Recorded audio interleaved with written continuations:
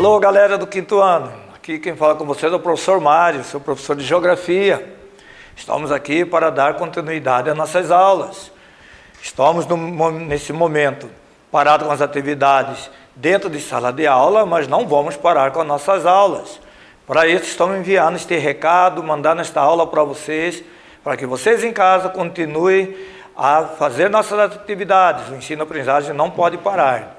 Ficamos em casa, mas como temos nossas atividades na apostila, mão na massa. Então, vamos colocar mão na massa hoje e dar prosseguimento ao nosso conteúdo. E aqui hoje eu preparei para vocês uma revisão. É a revisão do capítulo 2 que nós trabalhamos em sala de aula, diferentes espaços, a cidade e o campo. Está relacionado à página 187 e à página 195. Então, vou pedir para vocês, galerinha, dar uma lida, rever o que nós já estudamos, para a gente fazer um comprimento no final. Para isso, estamos marcando aqui para vocês alguns tópicos para vocês seguir na hora que for dar a sua lida, seu estudo em casa. Primeiro tópico faz referência às cidades. Nós vamos estudar, vamos dar uma lida no texto e relembrar quais são os elementos que constituem as cidades. Por exemplo, calçadas, ruas, prédios. Então, nós vamos relembrar isso aí. Também, os tipos de cidades quanto à sua origem. Vamos relembrar? Nós temos dois tipos quanto à origem. A primeira, chamada espontânea. Quando a cidade cresce, ela nasce naturalmente, sem a participação ativa do Estado, do governo. Pessoas vão chegando, povoando aquele local por algum motivo, alguma atividade econômica. A cidade nasce e ela cresce espontaneamente. Vamos dar um exemplo? Cuiabá. Cuiabá nasceu por causa do ouro. Houve a descoberta do ouro na nossa região. A notícia foi levada até São Paulo e de lá muitas pessoas interessadas em achar essa riqueza da natureza veio parar na nossa região. E Cuiabá foi crescendo naturalmente, sem uma ação efetiva do Estado, do governo. Então, isso é um crescimento espontâneo, um crescimento natural da cidade. Outro que nós vamos ter aqui é o crescimento nascimento da cidade planejada. Planejada quando é uma ação efetiva do governo. O governo planeja o local, o governo demarca o terreno, constrói as casas, constrói as ruas, as avenidas, os prédios, somente depois vai chegar a população. Então, você vê a diferença é muito clara aqui entre o espontâneo e o planejado. Um exemplo clássico para relembrar vocês é a cidade de Brasília, capital do Brasil. Brasília foi escolhida na região centro-oeste, exatamente no centro, no meio do nosso território. Pode reparar no mapa do Brasil na apostila, que o Brasil está localizado bem no centro do Brasil. Então, foi uma ação estratégica do governo. Uma cidade bem localizada por segurança nacional e também por uma questão de povoamento. Povoar a região centro-oeste, que até então ainda eram poucas cidades que nós tínhamos por aqui, e o governo federal tentando trazer a população do litoral para o interior do Brasil, demarcou então a região centro-oeste, seria a nova capital do Brasil, que está aí, a cidade de Brasília, no Distrito Federal. Certo? Então, duas formas de origem da cidade, espontânea e planejada. Ok, vamos para o próximo passo. Os elementos de uma cidade. Exemplo, aqui eu coloquei dois exemplos para vocês de elementos que compõem uma cidade. Um, nós já vimos em sala de aula, patrimônio histórico. São lugares, como diz o nome, histórico, que marca a história de uma cidade, de um município. Temos casas de personalidades da cidade, temos alguns bairros também que marcam a história de uma cidade, temos praças que marcam também marcam a história de um município. Então, é chamado patrimônio histórico. Um outro são os parques municipais, que também faz parte da história de uma cidade. Hoje o parque serve de lazer, o parque hoje serve como uma área de preservação para a natureza, manter o verde, o bonito da cidade, que é algo que nós precisamos para o nosso dia a dia, respirar um ar melhor dentro do ambiente que a gente vive. Então nós temos dois belos exemplos aqui, patrimônio histórico e também nós temos parques municipais. E aqui um outro item, que é a cidade, que é a nossa zona urbana, e o campo, chamado também de zona rural. A relação que temos entre esses dois. Então, galerinha, eu quero que vocês dêem uma lida no texto, reveja qual é a relação que tem entre o campo e a cidade. O que tem no campo que vem para a cidade? O que tem na cidade que vai para o campo? Então, vamos dar uma olhada nisso aqui e ver essa relação, a dependência. O que nós aqui, moradores da zona urbana, o que nós dependemos do campo? O que os moradores do campo dependem de nós aqui da cidade?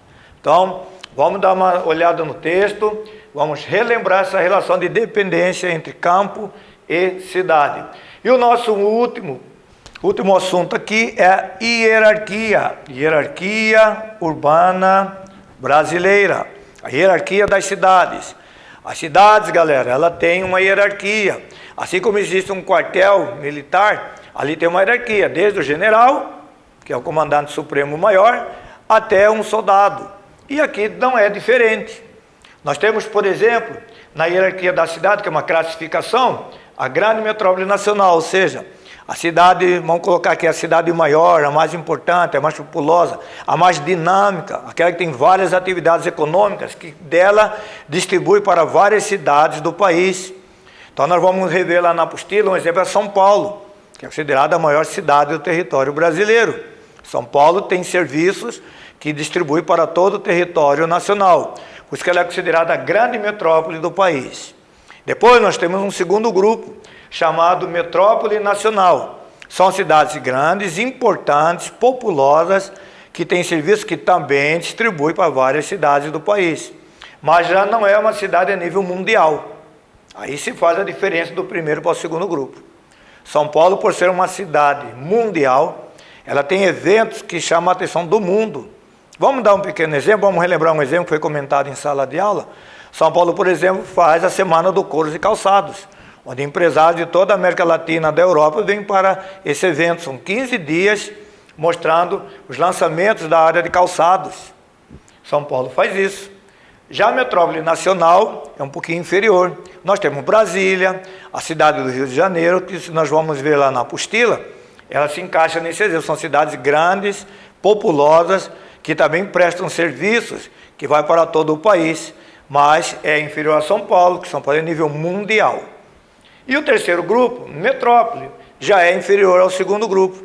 São cidades também populosas, que têm mais de 1 milhão de habitantes, são cidades que prestam também serviços, que têm influência em outras cidades, mas já não é em todo o território nacional, já não abrange todo o país, ela abrange uma parte do país, ou seja, uma região.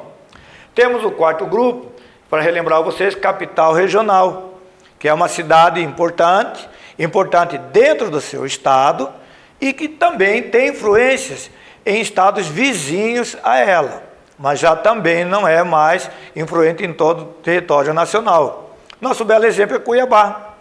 Cuiabá é uma capital regional. Cuiabá é a maior cidade do estado de Mato Grosso, é a mais populosa, com mais de 600 mil habitantes.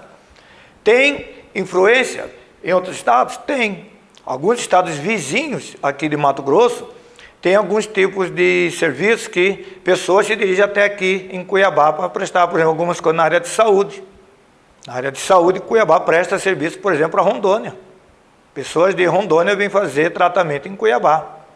Mas Cuiabá não vai ser uma cidade grande lá para a região sul, para a região sudeste. Então Cuiabá está limitada dentro de Mato Grosso e alguns estados vizinhos a ela. Então Cuiabá é um centro regional. E por último, vem o centro subregional.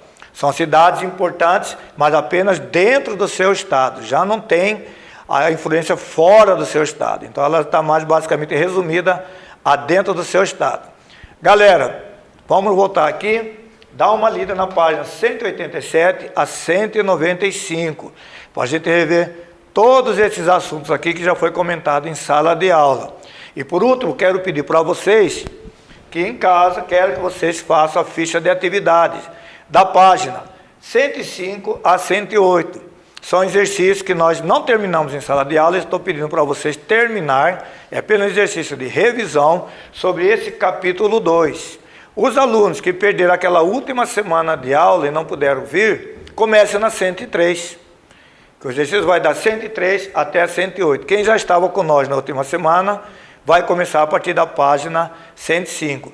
Teremos outros encontros, onde nos próximos encontros nós vamos continuar o capítulo 3, que vai ser nosso próximo assunto, ok? Qualquer dúvida, nós vamos fazer contatos, fazer uma comunicação. A escola já está preparando uma plataforma para a gente fazer esse contato, tirar dúvidas de vocês quando for preciso e assim necessário, ok? Galera, mãos na massa, nada de ficar dormindo até 10 horas da manhã. Vamos preparar, vamos acordar mais cedo e vamos estudar. Aproveite, de manhã, faça a atividade no mesmo horário que você vinha à escola, assim você não perderá seu ritmo, ok? Galerinha do quinto ano, aquele abraço, professor Mário. Até mais.